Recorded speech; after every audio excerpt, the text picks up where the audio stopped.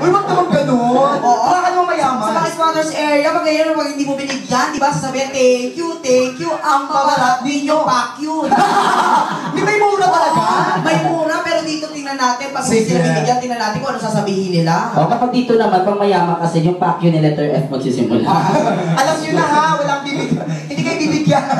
Siyempre may mga bata naman dito, so mag-a-adjust po kami sa mga kaya mag-aware din tayo sa mga sabihin natin. Kaya lang medyo kasi nag-wonder ako nung nakaraang racket ko, nag-hosting ako ng Christmas party.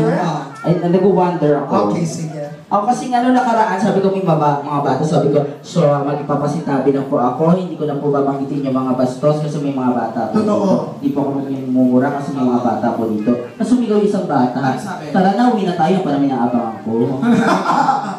So, hindi, para syempre mag-ano tayo, para sa celebration. Ay, ito po paalala namin ha, ang napapanood nyo po ngayon, syempre mga bakla kami ay rated PG po. Patnubay ng mga gurang ang kailangan.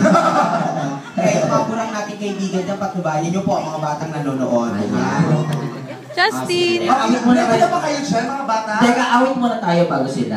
Sige. Okay lang ba? Kamusta na ba? Nakakaya naman sa inyo. Hindi, relax na kayo. Magbibigay na kami ng isang masayang song. Tapos, anong pangalan ng